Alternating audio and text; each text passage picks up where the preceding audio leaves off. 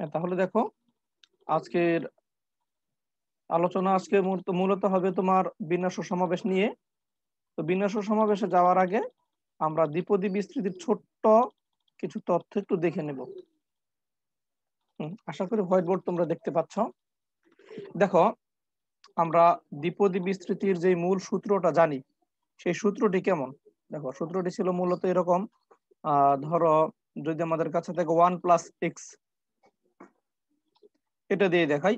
আমরা a+b দিয়েও করতে পারি। এটা আমি 1+x দিয়ে দেখাচ্ছি। 1+x হোল টু দি পাওয়ার তোমার এখানে ধরো আছে n। মূল ফর্মুলা প্রথমে এইভাবে আসে, আমরা জানি যে n c0 অথবা শুধু 1। ঠিক আছে, এখানে x এর কোনো অস্তিত্ব নাই, শুধু এখানে আসবে 1। আর এটাকে পুরোটাকে শুধু 1 লিখলেও চলবে। এরপর আসে তোমার nc2x²। কারণ 1 এর পাওয়ার তুমি যাই দাও সেটার ভ্যালু নাই, 1ই হবে, এই জন্য আমরা লিখছি না ওইটা। nc2 এখানে nc3 এখানে হবে x3। এইভাবে চলবে। তাহলে তুমি বলো এখানে এবার সাধারণ পদ বা তোমার r+1 তম পদ কত হবে? r+1 তম পদ এরকম আসবে n(c)r x⁴ এইভাবে চলতে চলতে একদম সর্বশেষ পদটা কি আসবে? আমরা জানি x⁴n, তাই না? এটাই হলো দ্বিপদী বিস্তৃতির সূত্র। তো এখানে এই যে nc1 nc2 এই মানগুলো আমরা কিন্তু যদি বসাই এরকমই কিছু মান পাই। দেখো, দাঁড়াও, এখানে nc1 লিখবো। হ্যাঁ, আমি মনে 2 লিখেছি, 3 হয়নি। এটা nc1 x⁴1 এগুলো একটু চেঞ্জ করে লিখতে হবে। ঠিক করে দিচ্ছি। দেখো, nc1x nc2 এখানে হবে x², এভাবে চলবে। তো এখন আমরা যখন nc0 এটার মান বের করি, মান পাই দেখো 1। 1 দিয়ে শুরু, প্লাস nc1 এর মান আসে n, সাথে থাকবে x। nc2 এটার মান আসে এরকম, দেখো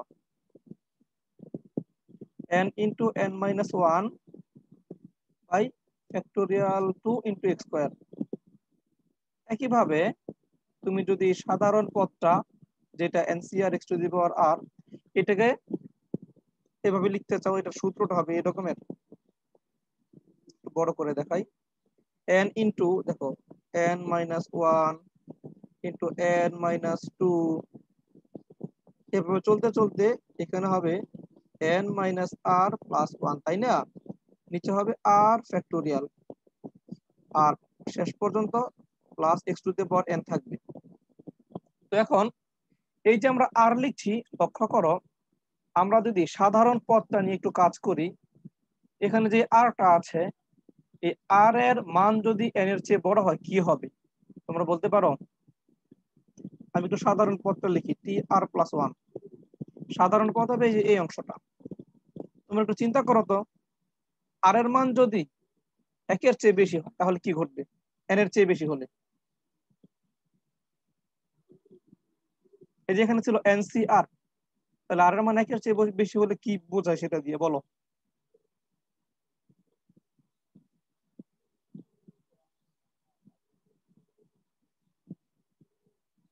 এটা কি সম্ভব বলো তো? সম্ভব না, কারণ যদি n সংখ্যক পদ থাকে তার চেয়ে বেশি পদ তো আমরা পাবোই না। হ্যাঁ, তখন দেখো সমস্যাটা কি হয়। অথবা এইভাবে তুমি চিন্তা করতে পারো, আমার 10টা জিনিস আছে, আমি এখান থেকে কি 12টা বাছাই করতে পারবো? ঘটনাটা কিন্তু এমন, না চিন্তাটা স্যার। বোঝায় কম্বিনেশন। তাহলে আমরা ধরো তুমি ধরলাম r=n+1, ধরো n এর চেয়ে 1 বেশি ধরলাম আমরা, আর r এর মানটা n এর চেয়ে 1 বেশি ধরলাম। সেই ক্ষেত্রে এই সাধারণ পদটা দেখো কিরকম হয়ে যায়, তাকাও। সাধারণ পদটা তুমি যখন মান বসাবে কি হয় দেখো, নিচে হবে তোমার n+1 ফ্যাক্টোরিয়াল, এখানে তোমার থাকবে n(n−1 n-2), এগুলো ঠিকই থাকবে, ডট ডট ডট ডট দিয়ে। এখানে তোমার দেখো আর এর মান হবে কত? n+1। সুতরাং তুমি লিখবা n, এই যে n+1 এর সামনে মাইনাস দিবা, তাহলে -n-1+1, তাই না? এরকম একটা মান তুমি পাচ্ছ। তো দেখো তো, এই মানটা কেটে গিয়ে কি হবে? 0 হয়ে যাবে না? -n+n কাটা, -1+1 কাটা, তো এটা যদি 0 হয়, সবগুলো তো গুণ আকারে আছে, সব মিলিয়ে আমরা সাধারণ পদটা কত পাবো বলো তো?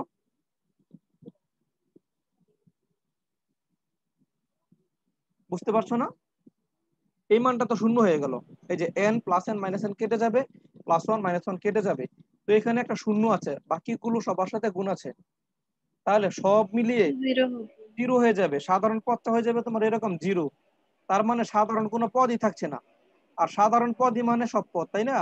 সকল পদকে রিপ্রেজেন্ট করা যায় সাধারণ পদ দিয়ে। তার মানে আমরা বুঝতে পারছি, যদি আমরা আর এর মানটা n এর চেয়ে বেশি ধরি, সেটা n+1 হোক, n+2 হোক, যাই হোক, তখন এইটার পদ সংখ্যা পাওয়া যায় না। মানে আমরা যদি এটার বিস্তৃতি ঘটাতে চাই, অবশ্যই n সংখ্যক পদ থাকা লাগবে।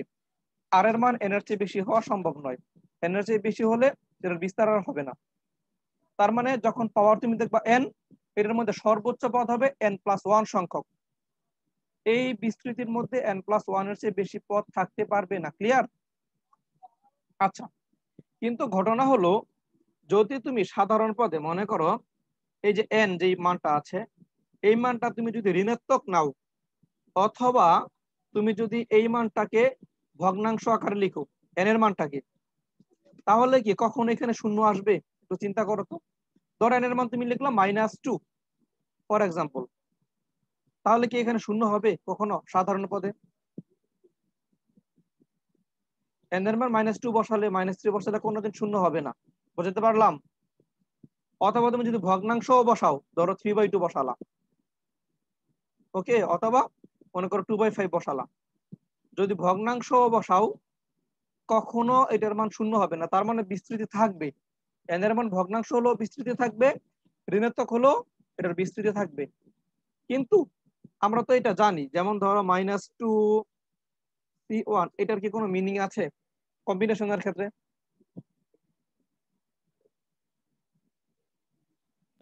আচ্ছা। n এর মান আমরা নেগেটিভ চিন্তা করছি, কিন্তু নেগেটিভ চিন্তা করলে কম্বিনেশনে কোনো মিনিং প্রকাশ না করলেও এই বিস্তৃতির কিন্তু বিস্তৃতি ঘটবে। কারণ কি বলতো? কারণ আমরা সাধারণ পদের তো একটা নির্দিষ্ট মান পাচ্ছি, এটা তো আর শূন্য হয়ে যাচ্ছে না, অথবা ইনভ্যালিড হয়ে যাচ্ছে না। তাহলে যে বিস্তারটা ঘটবে, যদি n এর মান তুমি ঋণাত্মক নেও অথবা ভগ্নাংশ নেও, যে বিস্তারটা ঘটবে সেটাকে বলা হবে অসীম বিস্তৃতি। মনে থাকবে, তখন পদ সংখ্যা নির্ধারিত থাকবে না যে 10টা, 20টা, 15টা, এটা অসীম পদ হয়ে যাবে। তো তুমি শেষ পদ লিখতে পারবা না, প্লাস ডট ডট দিয়ে ইনফিনিটি লিখতে হবে। আমি কি বোঝাতে পারলাম? যখন n এর মান ভগ্নাংশ থাকবে অথবা ঋণাত্মক থাকবে। আমরা কিন্তু 7 পয়েন্ট, দুঃখিত, ওই যে 5.2 এর মধ্যে এই অঙ্কগুলি করেছিলাম ভগ্নাংশ দিয়ে, তাই না? ওকে, এবার একটু ভালো করে বোঝো। n এর মান নেগেটিভ অথবা ভগ্নাংশ হলে আমরা পেয়ে যাই কি অসীম বিস্তৃতি, মানে এর অসীম সংখ্যক পদ থাকবে, পদ সংখ্যা গুণে শেষ করা যাবে না। কিন্তু এখানে আরেকটা শর্ত আছে, এক্স এর সকল মানের জন্য তখন ডান পক্ষে যে ধারা পাবে তুমি, n এর মান নেগেটিভ ধরলে ডান পক্ষে যে ধারা তৈরি হবে অসীম ধারা, n এ এক্স এর সকল মানের জন্য 1 + x⁴n, আর এই ধারাটার মান সমান হবে না। এক্স এর নির্দিষ্ট কিছু মানের জন্য দুইটা পক্ষ মিলবে। আর সেই মানটা কি জানো? সেই মানটা হলো এই যে মডুলাস x<1। অর্থাৎ এক্স এর মানটা তোমার -1 আর +1 এর মধ্যে যদি রাখো, তখনই কেবল এই যে এই পক্ষ আর ডান পক্ষ মিলবে, যদি n এর মান নেগেটিভ বা ভগ্নাংশ নাও। বুঝতে পারলাম? তার মানে তুমি দেখবা কিছু অঙ্ক এরকম তোমরা দেখেছো, আমি এগুলো তখন বলি নাই, ভাবছি পরে বলবো। ধরো তুমি এরকম কিছু অঙ্ক পাবা, 1 - x/8 টু দি পাওয়ার -2/3 এর বিস্তার করো, বা এরকম কিছু একটা প্রশ্ন যদি পাও, দেখবা তোমার সাইড নোটে লেখা থাকতো এরকম, modulus x is less than 8, বা এখানে ধরো যদি 8x থাকতো, হ্যাঁ, ইজ লেস দেন 8, এরকম কিছু একটা ইয়ে থাকতো। পেয়েছো তোমরা এটা? এরকম কিছু দেখবা, পাশে সাইড নোট দিয়ে একটা একটা অসমতা দেওয়া আছে। এই অসমতাগুলি দেয় কেন? ওই যে দেখো এখানে ভগ্নাংশ আছে, এই ভগ্নাংশটা ধনাত্মক হতে পারে, ঋণাত্মক হতে পারে, সমস্যা নাই। যখনই ভগ্নাংশ চলে আসবে n এর মান অথবা ঋণাত্মক আসবে, তখন যে এই যে এক্স ধরছি আমরা, এই যে এটাকে, এই যে মডুলাস দেখো x/8, এটার মান হবে <1। তুমি যদি এবার 8 দ্বারা গুণ করো উভয় পক্ষকে, তখন এরকম পাবা। তখনই শর্তগুলো দেওয়া হয়। বুঝতে পারলাম? বিস্তারের ক্ষেত্রে এই শর্তগুলি তখন দিয়ে দেওয়া হয়। আর যদি এরকম থাকে তোমার মনে করো 1 - 2x টু দি পাওয়ার -3, যদি বলে এটাকে বিস্তার করো, তখন এটার মধ্যে শর্ত দেওয়া থাকবে এরকম x is less than half, modulus x is less than half। কেন মডুলাস লেস দেন হাফ লেখা হয়? এই যে দেখো এখানে x বলতে আমরা পাবো 2x কে, তাহলে মডুলাস 2x লেখো, লেস দেন 1, এটা হলো শর্ত। এই শর্তের অধীনে তোমার এটার বিস্তৃতি হবে একটা অসীম অসীম ধারা, নইলে মিলবে না দুইটা পক্ষ কখনোই। এটাকে তুমি যদি ভাঙাই লিখো এরকম আসবে 2 দ্বারা ভাগ করলে। বুঝেছো? এটা কি ক্লিয়ার হয়েছে তোমাদের কাছে? শর্তগুলি কেন দেয় বললাম। আরেকটা বিষয় একটু মনে রাখো, যখন তোমার n এর মান নেগেটিভ হয়ে যাবে, যে এই প্রতীকটার তো তখন কোনো মানে নেই, আছে -2c1 -3c1 এগুলোর কোনো মানে বহন করে না সমাবেশের ক্ষেত্রে। এই জন্য তুমি সবসময় মনে রাখবা, এই যে দ্বিপদী বিস্তৃতির প্রথম যে সূত্রটা আমি লিখেছি, এই যে nc1 nc2 ncr, এই মানগুলি তখনই তুমি লিখবা যখন n এর মানটা বাস্তব হবে, মানে পূর্ণ সংখ্যা হবে। যখন তুমি দেখবা n belongs to natural number, তখন এই প্রতীকগুলো, এই যে nc2, এই প্রতীকগুলো ব্যবহার করা যাবে। আদারওয়াইজ এই প্রতীক তুমি ব্যবহার করলে কেটে দিবে, ভুল হতে পারে। যদি n এর মানটা নেগেটিভ হয়ে যায় অথবা ভগ্নাংশ হয়ে যায়, তখন এই nc2 এগুলো না লিখে লিখতে হবে এরকম c0 c1 c2। বোঝাতে পারছি? এটা কিন্তু সাবধান, n এর মানটা ঋণাত্মক বা ভগ্নাংশ হয়ে গেলে তুমি nc1 nc2 এগুলো লিখবা না। এই প্রতীকটা তখনই ব্যবহার করা যায় যখন nটা পূর্ণ সংখ্যা এবং ধনাত্মক, এছাড়া nc1 nc2 তুমি ইউজ করতে পারবা না, সাবধান। ক্লিয়ার? লাস্টেরটা কি বললেন বুঝিনি, এটা আবার বলুন। লাস্টেরটা আবার বলি, দেখো আমি বললাম যখন তোমার n এর মানটা ধরো নেগেটিভ নিলাম, যেমন -2 নিলাম, তো -2c1 এর তো কোনো মানে নাই, আছে? -2টা জিনিস থেকে তুমি একটা জিনিস বাছাই করবা, এটা সম্ভব? সম্ভব না। সুতরাং আমরা এই যে -2c1 3c1 nc2 এগুলো যখন লিখবো, মনে রাখবে n এর মানটা তখন অবশ্যই ন্যাচারাল নাম্বার হতে হবে। ন্যাচারাল নাম্বার না হলে এই প্রতীকগুলো ব্যবহার করা যাবে না। যদি n এর মান ভগ্নাংশ লিখো অথবা প্রশ্নের মধ্যে নেগেটিভ কিছু থাকে n এর মান, তখন তুমি এইগুলা না লিখে লিখবা nc0 এর পরিবর্তে লিখবা c0, nc1 এর পরিবর্তে লিখবা শুধু c1, nc2 লিখবা শুধু c2। বুঝতে পারছি? তখন মান কিভাবে বের হবে? না না, মান বের করার দরকার নেই, তুমি তো এটা বুঝতেছো, মান তো তোমার এই জিনিসটাই, প্রত্যেকটা শুধু তুমি চেঞ্জ করে লিখবা। তোমার মান দ্বারা হয় যে nc2 না, তুমি মান এইটাই লিখবা, n × n - 1 / factorial 2 এটাই লিখবা, এই মানটা এটাই থাকবে। শুধু প্রত্যেকটা তুমি এভাবে লিখতে পারবা না। এই সি, এটা হলো সিআর এর মান, এই যে এটা হলো সিআর, এই যে এই মানটা এটা হয়ে যাবে তোমার সিআর। বুঝাইতে পারছি?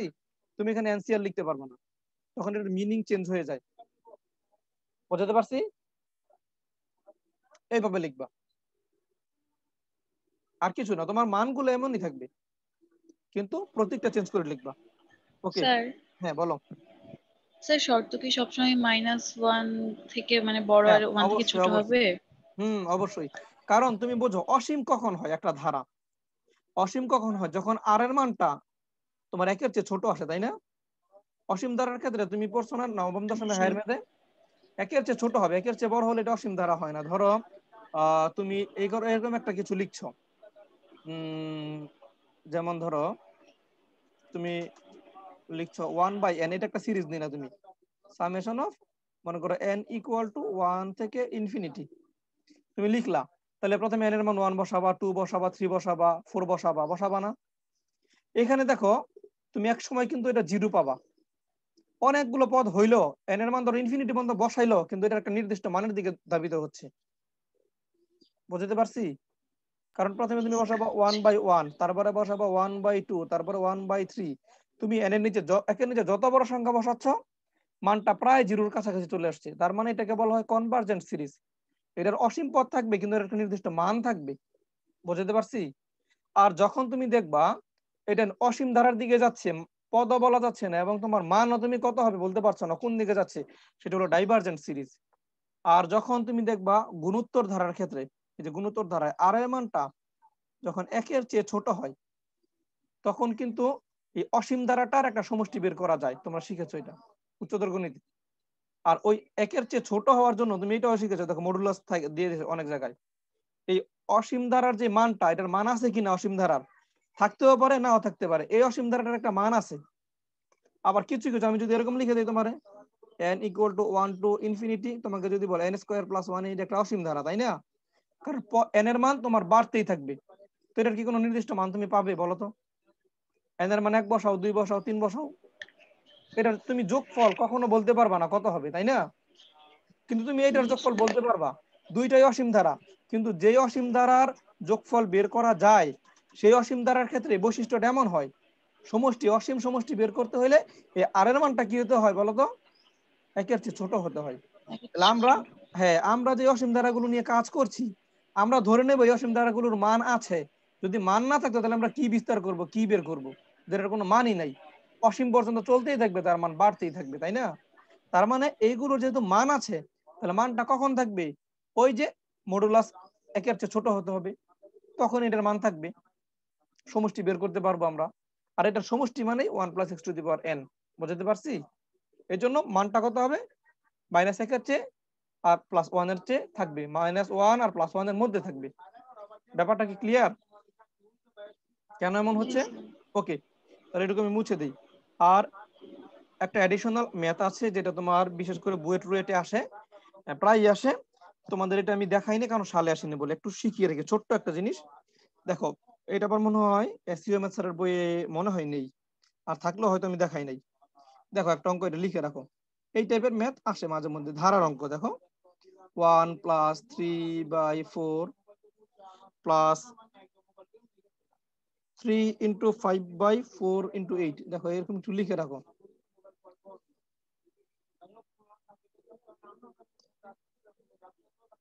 Three, 5, 7,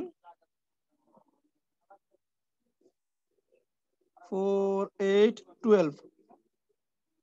দেখো এটা একটা অসীম ধারা, পরে ডট ডট ডট দেওয়া আছে। তোমাকে বলেছে এই অসীম ধারার সমষ্টি নির্ণয় করতে।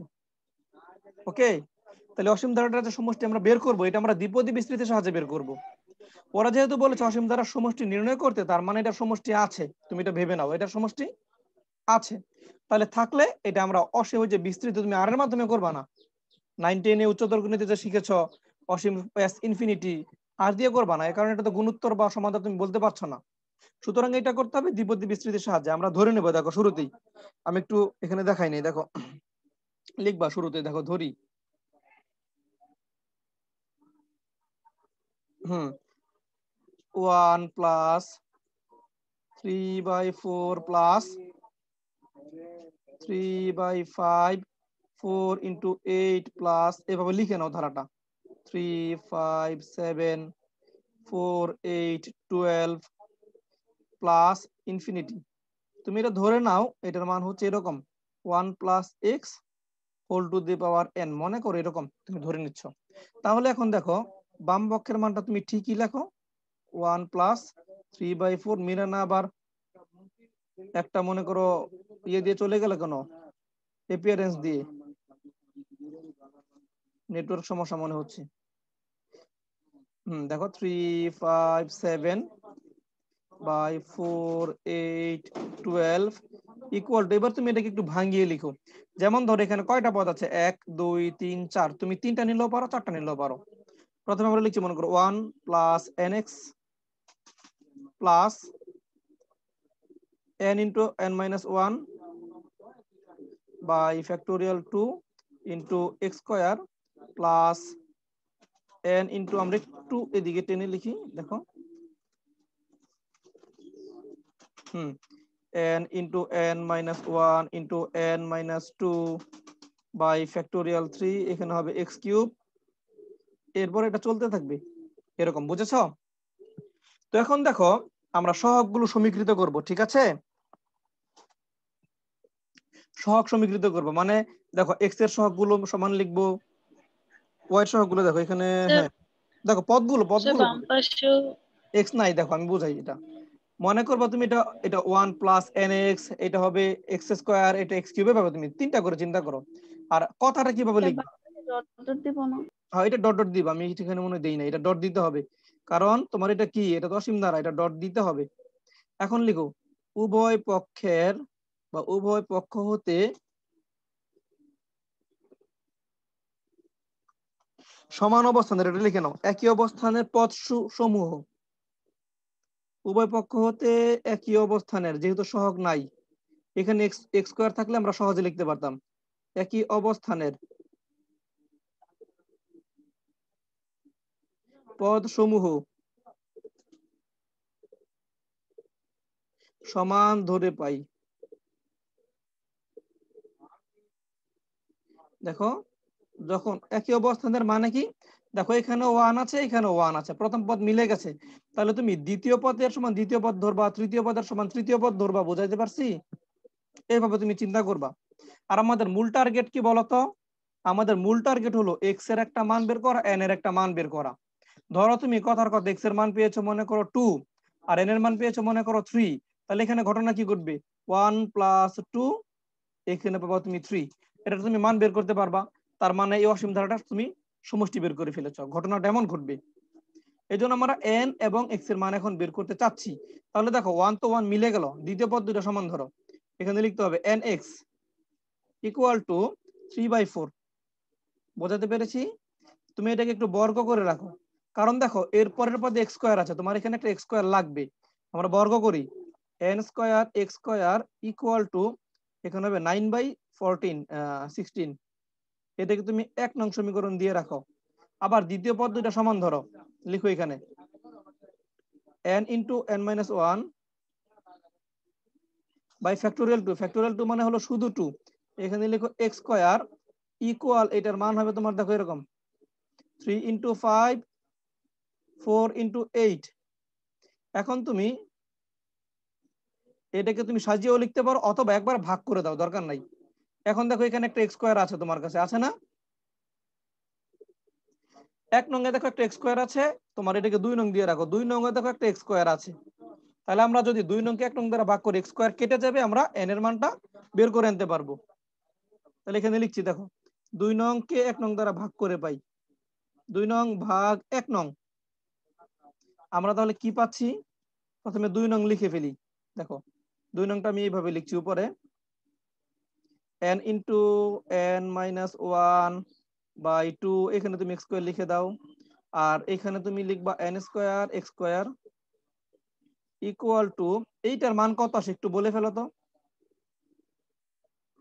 এটার মান আসবে 3 5 15 ভাগ 32, তাই না? আর এখানে কত আসবে? 9/16। হ্যাঁ 9/16। এবার তুমি ক্যালকুলেট করো, এক্স স্কয়ার কেটে গেল।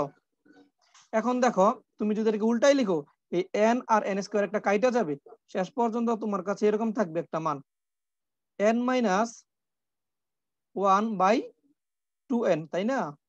2n ইকুয়াল টু, এটাকে একটু সিম্পলিফাই করো, 15/32 ইন্টু, এখানে হয়ে যাবে তোমার 16/9।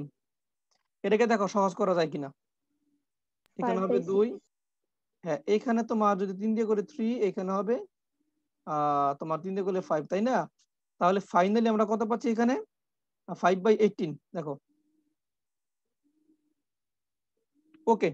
তাহলে আমরা এইখান থেকে দেখো, এই সমীকরণ থেকে কি n এর মান বের করতে পারবো না আমরা? বলো তো, n এর মান বের করতে পারবো। n এর মানটা বের করে তুমি যদি এই যে সমীকরণ 1 নং এ বসাও অথবা এখানে বসাও, তুমি x এর মান পেয়ে যাবে। বুঝতে পারলাম? n আর x পেয়ে গেলে এটা সমাধান হয়ে যাবে। এই যে 1 + x whole to the power n। এই যে, পারবে না? বলো তো এখন। জি স্যার। ওকে, তাহলে আমরা একটু চেষ্টা করে নেব এখান থেকে, বাকিটুকু করে নেব ইনশাল্লাহ।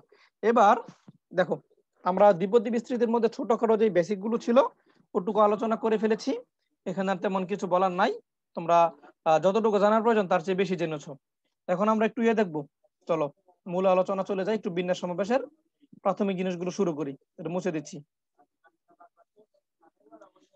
তোমরা একটু যাদের হাতে প্রিন্ট কপি আছে ওটা একটু বের করে রাখো, আর যাদের নাই তারা আমার এই এখানে স্ক্রিন শেয়ারটা দেখো। আমি একটু দেখি এটা দেখানো যায় কিনা। হ্যাঁ দেখতে পাচ্ছ নিশ্চয়ই পিডিএফটা, তাই না? ওকে, তোমরা দেখতে পাচ্ছ পিডিএফ? জি স্যার। আচ্ছা, প্রথমে আমরা যেটা শিখবো গণনার যোজন ও গুণন বিধি, এটা তোমার যখন তুমি সম্ভাব্যতার চ্যাপ্টার পড়বা তখন এটা কাজে লাগবে।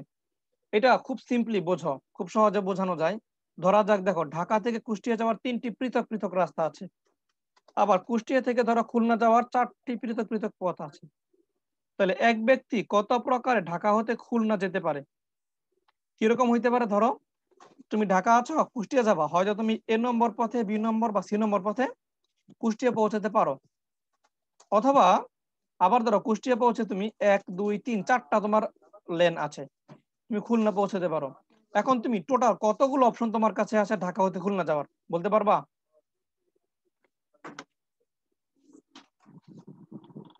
চেষ্টা করো তো দেখি, টোটাল কতগুলো অপশন তোমার সামনে উপস্থিত আছে যে অপশনগুলো ব্যবহার করে তুমি ঢাকা থেকে খুলনা যেতে পারো?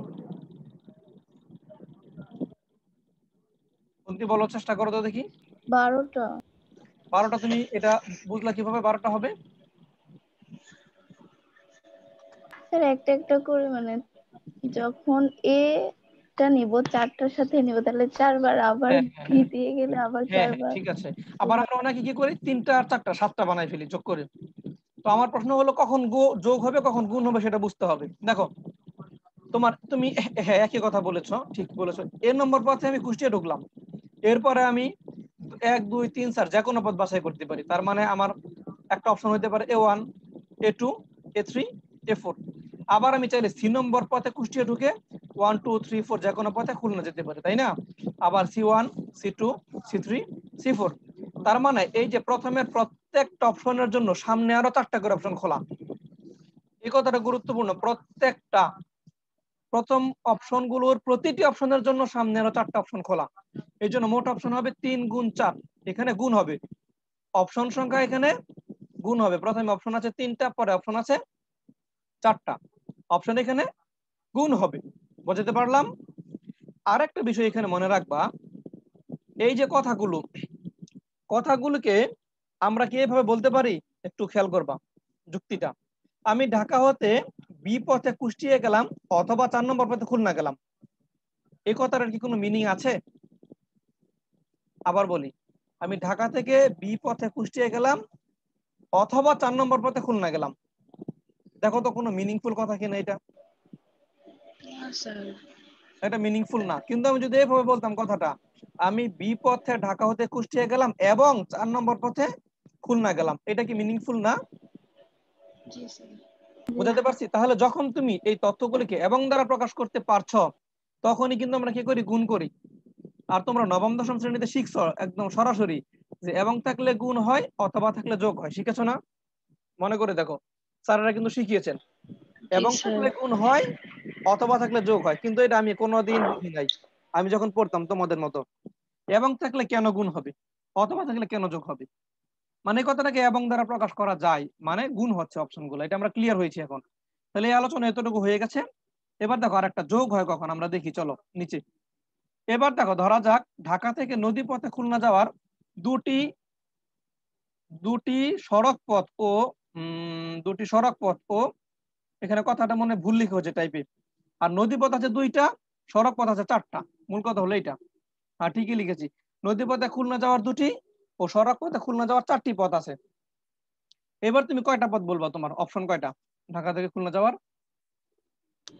6টা। হ্যাঁ এবার হবে 6টা, 6টা। অপশন সংখ্যা যোগ হবে।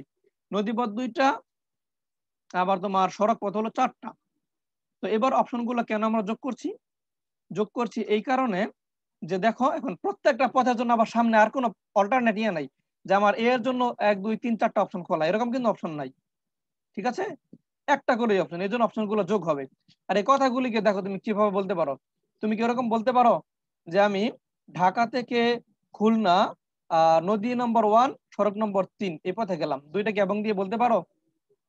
এবং দিয়ে বলা যাবে না, অথবা দিয়ে বলতে হবে। একটা করে তো রাস্তা, বলবা আমি রিভার 1 অথবা রোড 3-তে খুলনা পৌঁছালাম, অথবা দিয়ে বলতে হবে এখানে, এবং কথা মিলবে না। এই জন্য আমরা বলি অথবা থাকলে অপশনগুলো যোগ করতে হয়। ক্লিয়ার? তাহলে গুণ কখনো যোগ কখনো আমরা বুঝে ফেলেছি। আরেকটা জিনিস এখানে একটু মনে রাখো, যেটা বিন্যাস সমাবেশে কাজে লাগে। তুমি যখন দেখবা কাজগুলো আংশিকভাবে সম্পন্ন হচ্ছে, আংশিকভাবে কেমন? তোমার মূল টার্গেট হলো ঢাকা থেকে খুলনা যাওয়া, এটা তোমার ইস্যু টার্গেট। কিন্তু মাঝখানে তোমাকে ব্রেক দিতেই হচ্ছে, তোমার জার্নিটাকে অংশ অংশভাবে সম্পন্ন করতে হচ্ছে। ঢাকা থেকে কুষ্টিয়া, কুষ্টিয়া থেকে খুলনা, যখন কোনো কাজ দেখবে এরকম আংশিকভাবে সম্পন্ন করতে হচ্ছে, তখন অপশনগুলা আমরা কি করি, গুণ করি। আর যখন সরাসরি সম্পন্ন হয়ে যাচ্ছে, মাঝখানে কোনো ব্রেক দেওয়ার দরকার হচ্ছে না, অথবা আংশিক সাহায্য নেওয়ার সমস্যা প্রয়োজন হচ্ছে না, তখন অপশনগুলো যোগ করবা। ক্লিয়ার হয়েছে? 3 ভাবে বোঝালাম। এবার আসো, এই যে কথাগুলো এখানে লিখেছি আমি বক্সে, তোমরা একটু পড়ে নিও, বক্সগুলো খুব গুরুত্বপূর্ণ। এবার দেখো বিন্যাস কি, কতগুলো জিনিস থেকে, এখানে পড়ো, এই যে দেখো লিখছি আমি, কতগুলো জিনিস থেকে কয়েকটি বা সব কয়টি জিনিস নিয়ে, যতগুলি আছে তুমি কয়েকটিও নিতে পারো ওখান থেকে, সব কয়টিও নিতে পারো। কয়েকটি নিলেও হবে, সব কয়টি নিলেও হবে, যত প্রকারে সাজানো যায়, এদের প্রত্যেকটি সাজানোকে এক একটি বিন্যাস বলে। বুঝতে পারছি? তাহলে বিন্যাসটা কি বোঝার জন্য এখানে আসো, লিখেছি আমি, দেখো ধরা যাক আমাদের কাছে ABCD 4টি বর্ণ আছে। বর্ণগুলোকে পুনরাবৃত্তি না করে, মানে A কে 2 বার, B কে 2 বার বা 3 বার ব্যবহার করা যাবে না, একটা লেটার একবার ইউজ করতে হবে। কতভাবে সাজানো যাবে? তাহলে চিন্তা করো তো তুমি, এই 4টা বক্স দিলাম আমি, 4টা ঘর আমি ABCD 4টা লেটার দিয়ে ফিল আপ করতে চাই। তোমার প্রথম বক্সে তুমি কয়টা অপশন তোমার সামনে আছে লেটার বসানোর জন্য, কয়টা লেটার তুমি বসাতে পারবা প্রথম বক্সে? 4টা। 4টা। তুমি ABCD যাকে পছন্দ তুমি তাকে গ্রহণ করতে পারো, যে কোনো একটা নিয়ে নিলাম। মনে করো তুমি বি কে নিলা, তাহলে বি কিন্তু আর ইউজ করা যাবে না। তাহলে দ্বিতীয় ঘর ফিল আপের জন্য অপশন কিন্তু একটা কমে গেল, বি ব্যবহার হয়ে গেল, অপশন থাকবে 3টা। এরপরের ঘর ফিল আপের জন্য অপশন থাকবে 2টা, লাস্টের জন্য পড়েই থাকবে একটা, তাই না? তাহলে দেখো আমাদের ABCD বর্ণ 4টি সাজানোর মোট উপায় কত? আমরা কিন্তু প্রথম ঘর ফিল আপ করলে আমাদের কাজ শেষ হয়ে যাচ্ছে, শেষ হয়ে যাচ্ছে না, আমাদের আংশিক কাজ শেষ হচ্ছে। মনে রাখো, প্রথম ঘর ফিল আপ করলে কাজটার আংশিক কাজ সম্পন্ন হবে, দ্বিতীয় ঘর ফিল আপ করলে আরো একটু আংশিক সম্পন্ন হবে, চতুর্থ ঘর ফিল আপ করলে সম্পূর্ণটা সম্পন্ন হবে। তাহলে কাজগুলো কিভাবে সম্পন্ন হচ্ছে? আংশিক ভাবে। সুতরাং অপশনগুলো গুণ হবে। তাহলে প্রথম ঘরের জন্য আমি লেটার বসানোর অপশন আছে আমাদের হাতে 4টা, দ্বিতীয় ঘরে আছে 3টা, পরের ঘরে 2টা, পরের ঘরে 1টা। ওকে, তার মানে দেখো ABCD বর্ণ 4টি সাজানোর মোট উপায় কত তাহলে? 4 × 3 × 2 × 1। ক্লিয়ার? 24টি উপায় আছে। 24টি উপায় কেমন দেখো, সুন্দর করে আমি ছকে দেখিয়ে দিয়েছি। কেমন দেখো, প্রথম ঘরটি পূরণের 4টা উপায়। কি কি 4টা উপায়? তুমি এ নিতে পারো, বি, সি অথবা ডি, যে কোনো একটা নিতে পারো, 4টা অপশন। ধরো তুমি এ নিলা, প্রথম ঘরে তুমি এ বসাইলা, তাহলে প্রথম 2টি ঘর, মানে প্রথম ঘরে তো এ থাকবেই, পরের ঘরটা তুমি কি কি বসাতে পারো? পরের ঘরটা তুমি 3টা জিনিস বসাতে পারো, এ এর সাথে বি, এ এর সাথে সি, এর সাথে ডি, নাকি? বোঝো নাই? তাহলে দেখো এর জন্য তুমি এ কে সামনে রেখা এখানে অপশন পাচ্ছ 3টা, আবার বি কে সামনে রেখা 3টা, সি কে সামনে রেখা 3টা, ডি কে সামনে রেখা 3টা। তাহলে দ্বিতীয় ঘর ফিল আপ 1 নম্বর আর 2 নম্বর ঘর পর্যন্ত মোট অপশন কয়টা হবে আমাদের? 12টা। দেখো 3 4 12, দেখছো? ঠিক 12টা অপশন আমি এখানে তুলে ধরছি একদম একটা একটা করে গুছিয়ে। আবার ধরো প্রথম দ্বিতীয় তৃতীয় ঘর পর্যন্ত তুমি ফিল আপ করে ফেলতেছো, তোমার এবার কয়টা অপশন থাকবে? মনে করো তুমি বি নিলা, তাহলে বির পাশে কি বসাতে পারো? সিও বসাতে পারো, ডিও বসাতে পারো। এই যে দেখো এবির পরে সি, এবির পরে ডি। আবার তুমি চাইলে এবির পরে কি বসাতে পারো? এসির পরে বি বসাতে পারো, ডি বসাতে পারো। এডির পরে বি বসাতে পারো, সি বসাতে পারো। আমি কি বোঝাতে পারছি? ছকটা তোমরা কি বুঝতে পারছো কি হচ্ছে, কিভাবে আমরা লিখছি? একটা একটা করে আমরা লিখে যাচ্ছি। দেখো এই ঘরে যে দেখো এখানে 24টা অপশন দেখানো হয়েছে, একদম যেটা বইয়ে তুমি এত সহজে পাবা না, একদম বিস্তারিত চোখের সামনে ভাসিয়ে দেখাই দিছি। 24টা উপায় কি কি? এই যে কোনো অপশন তোমার হইতে পারে, তুমি যে কোনো ভাবে এই 4টা লেটারকে সাজাতে পারো। 24টা অপশন এখানে আছে। ওকে, গেল। দেখো কি লিখেছি আমি এখানে, প্রতিটি ঘর পূরণের সম্ভাব্য উপায়গুলো গুণ করা হয়েছে, কারণ প্রথম ঘর পূরণের 4টি উপায়ের প্রতিটি উপায়ের জন্য দ্বিতীয় ঘর পূরণের জন্য 3টি অপশন আছে। দেখো তুমি যখন এ বাছাই করবে, এর সামনে আবার 3টা অপশন তোমার থাকবে, বি সি ডি, যে কোনো একটা নিতে পারো দ্বিতীয় ঘরের জন্য। তুমি যদি প্রথম ঘরে বি নাও, দ্বিতীয় ঘরের জন্য তোমার অপশন থাকবে কত? এ, সি, ডি। তার মানে প্রত্যেকটা অপশনের জন্য, প্রথম ঘরের প্রতিটি অপশনের জন্য তোমার সামনে দ্বিতীয় ঘর ফিল আপের জন্য তুমি 3টা করে অপশন পাবা, তাই না? তাহলে 4 × 3 12, এইভাবে লিখছি। দ্বিতীয় ঘরের পূরণের পরে এগুলো আর দেখার দরকার নেই, তোমরা বাসায় দেখে নিও। তাহলে আমি কি এখন এই কথাটা বলতে পারি বক্সে অনুসিদ্ধান্ত একে n সংখ্যক ভিন্ন ভিন্ন জিনিস, ABCD কিন্তু সেম ছিল না, সেম হইলে আবার গন্ডগোল আছে, সবগুলা ভিন্ন ভিন্ন। n সংখ্যক ভিন্ন ভিন্ন জিনিস থেকে সব কয়টি নিয়ে, আমি সবগুলোই নিয়েছি, সব কয়টি নিয়ে সাজানোর উপায় কত বা বিন্যাস সংখ্যা কত, n ফ্যাক্টোরিয়াল। কারণ কি দেখো, তুমি এই যে 4 × 3 × 4, এটার মানে কত, এটার মানে কত দেখো, এটা কি 4 ফ্যাক্টোরিয়াল না? এই যে 4 3 2 1, এটা কি 4 ফ্যাক্টোরিয়াল বলবা না? জি স্যার। তার মানে 4টা জিনিসকে সাজানোর উপায় হলো 4 ফ্যাক্টোরিয়াল। তাহলে n সংখ্যক জিনিসকে সাজানোর উপায় কি, n ফ্যাক্টোরিয়াল। এখানে মাঝখানে আরো কিছু কথা আছে, এগুলো পড়ে নেবে নিজেরা। এবার লক্ষ্য করো, একটা ভিন্ন ক্ষেত্রে আসি। কিন্তু আমরা যদি 5টি বর্ণ থেকে 3টা বর্ণ নিতে চাই, আমরা সবগুলো নেব না, কিছুকে বাদ দিয়ে দিব। তাহলে আমরা কিভাবে সাজাবো? দেখো লক্ষ্য করো, 5টা থেকে 3টি সাজানোর উপায় কি, এটাকে আমরা প্রতীক লিখি। প্রতীক হলো 5p3, এর একটা প্রতীক, আর কিছুই না। এটা একটা প্রতীক। এই প্রতীক দ্বারা বোঝায় টোটাল 5টা জিনিস আছে, তুমি 3টা জিনিস নিয়ে সাজাইবা, এটা দ্বারা এটা বোঝায়। তাহলে এই ক্ষেত্রে দেখো 3টা ঘর ফিল আপ করবা তুমি, প্রথম, দ্বিতীয়, তৃতীয় ঘর। তাহলে প্রথম ঘর ফিল আপের জন্য তোমার অপশন কয়টা বলো? 5টা। A B C D E, মনে কর 5টা আছে, তোমার 5টার যে কোনো একটা তুমি প্রথম ঘরে বসাইতে পারো, তাই না? প্রথম ঘরের জন্য 5টা। যখন তুমি প্রথম ঘর ফিল আপ হয়ে যাবে, দ্বিতীয় ঘরের জন্য থাকবে তোমার অপশন 4টা, তৃতীয় ঘরের জন্য থাকবে 3টা। তাহলে অপশনগুলো এবার আমরা গুণ করব। ক্লিয়ার? তাহলে 5p3 এটার মানে কি দাঁড়াচ্ছে? 5 × 3 4 × 3। ক্লিয়ার এটুকু? বুঝেছো? জি স্যার। ওকে। তাহলে এই যে 5 4 3, এটাকে আমরা একটা কাজ করেছি, দেখো কি করেছি। 2 আর 1 আমরা উপরেও গুণ করেছি, আবার ভাগও করে দিয়েছি। দেখো এটা কেন করেছি? একটা কাজ করার জন্য। উপরে দেখো 2 আর 1 যখন গুণ করবা, এটা কমপ্লিট হচ্ছে, 5 ফ্যাক্টোরিয়াল লিখতে পারবা, এজন্য আমরা 5 ফ্যাক্টোরিয়াল লিখেছি। আর নিচে কে লিখতে পারবা 2 ফ্যাক্টোরিয়াল। ক্লিয়ার? কিন্তু আমরা 5 আর 2 দিয়ে সম্পর্ক চাই না। আমরা যেহেতু এখানে লিখেছি 5p3, আমরা 5 আর 3 দিয়ে একটা সম্পর্ক বের করতে চাই। সেটা কি রকম? উপরে 5 ফ্যাক্টোরিয়াল ঠিক থাকবে, নিচে যে 2 ফ্যাক্টোরিয়াল আছে এটাকে আমরা লিখতে পারি কত, 3 - 5 - 3, এটাই কিন্তু 2, তাই না? তাহলে এই জন্য লিখছি দেখো 5 - 3 ফ্যাক্টোরিয়াল। ক্লিয়ার? ওকে। এরপরে তুমি অনুশীলন 2টা একটু দেখে নিও, আমি এইটুকু দেখাচ্ছি না। তাহলে npr এর মান কত দাঁড়াবে? ফ্যাক্টোরিয়াল n, নিচে হবে ফ্যাক্টোরিয়াল n - r। সূত্রটা কিভাবে আসছে এবার বুঝছো? এর একটা সূত্র তোমরা যেটা প্রায় ব্যবহার করে অঙ্ক করো।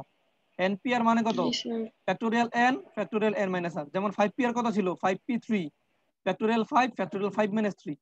তো এইভাবে আমরা লিখতে পারি factorial n factorial n - r। বুঝেছো এই পর্যন্ত? ইনশাআল্লাহ আগামী ক্লাসে আমরা অনেকটুকু পড়বো। আজকে তো দ্বিপদী বিস্তৃতির কিছু কাজ নিয়ে সময় চলে গেছে। নেক্সট ক্লাসে আমরা অনেকটুকু শিখে ফেলবো। এই অনুশীলনের পিডিএফ সামনে থাকবে, দ্রুত আমরা পড়ে যাব। আর মাঝখানে যে জিনিসগুলো আমি অ্যাভয়েড করেছি, ছোট ছোট